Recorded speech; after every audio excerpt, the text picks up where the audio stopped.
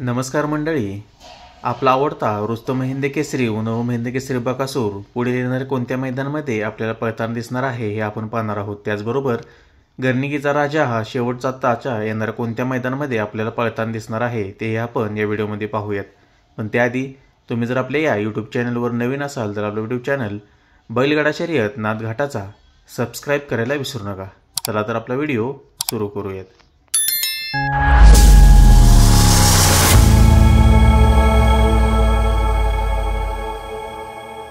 मंडळी, ओरिजिनल पुशेगो हिंद केसरीचा मानकरी गर्निकीचा राजा हा आता येणाऱ्या काळामध्ये आपल्याला आरामावरती राहणार आहे आपल्याला तुम्हाला समजलंच आहे।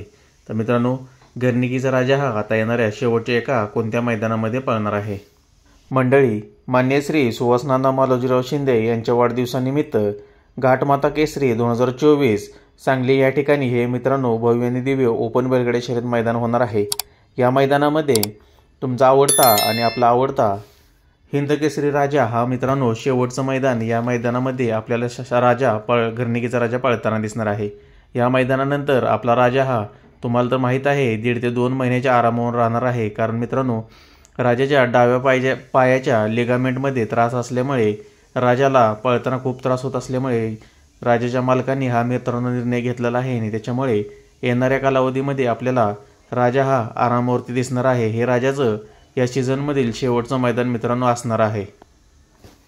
त्याचबरोबर मंडळी, आपला आवडता रुस्तम हिंद केसरी व नवम हिंद केसरी बकासूर कोणत्या मैदानामध्ये पळताना दिसणार आहे। तर मित्रांनो, तुम्हाला तर माहीतच आहे पेडगाव पाटी या ठिकाणी झालेल्या 1 आदत 1 बैल मैदान या ठिकाणी बकासूरची मित्रांनो सेमीफायनलला हार झालेली होती आणि आता येणाऱ्या पुढील मैदानामध्ये आपल्याला बकासूर कोणत्या मैदानामध्ये पळताना दिसू शकते। परंतु मित्रांनो, प्रेक्षकांची ही अशी इच्छा आहे आणि वैयक्तिक माझी एक मत मित्रांनो या ठिकाणी मी मांडत आहे की बकासूरला कमीत कमी 10 ते 15 दिवसाचा तरी आराम मित्रांनो दिला गेला पाहिजे अशी आमची एक इच्छा आहे आणि ती मामांनी व मोहिल शेट्टी यांनी पूर्ण करावी अशी अपेक्षा आहे। कारण बकासूरला मित्रांनो 100% 10 ते 15 दिवसाची तरी कमीत कमी मित्रांनो आरामाची ही जरूरत आहे आणि तो आराम बकासूरला मित्रांनो 100% भेटलाच पाहिजे अशी माझी ही एक वैयक्तिक इच्छा आहे। मंडळी, सार्वजनिक गणेशोत्सव एक गाव एक गणपती नरवणे 169 वर्षाची परंपरा आयोजित भव्य बैलगाडा शर्यत श्री गणेश केसरी ओपन बैलगाडा शर्यत मैदान मंगळवार दिनांक 17/9/2024 रोजी मौजे नरवणे तालुका मान जिल्हा सातारा या ठिकाणी मित्रांनो होणार आहे।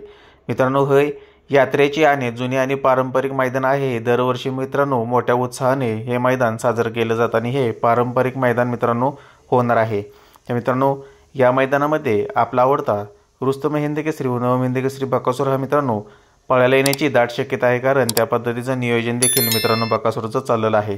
या पारंपरिक मैदानामध्ये आपल्याला आपला आवडता रुस्तम हिंद केसरी व नवम हिंद केसरी बकासूर हा मित्रांनो पळताना दिसू शकतो। तरी पाहूयात आता बकासूरचं नियोजन काय करण्यात येत आहे। कारण मित्रांनो, बकासूरला आराम हा तर मित्रांनो 100% दिलाच पाहिजे। त्याचबरोबर बकासूर जास्त दिवस आरामावरती देखील मित्रांनो राहू शकत नाही हे आपल्याला माहीत आहे। कारण बकासूर आरामावर असेल तर तेवढा त्रासही त्या ठिकाणी देण्यात येत असतो। कारण बकासूर जास्त अंतरावरती आरामावरती राहू शकत नाही। त्याच्यामुळे मित्रांनो, पाहूया आता बकासूरचं नियोजन कशा पद्धतीने होत आहे आणि मोहिल शेठ आणि मामा काय निर्णय घेत आहेत।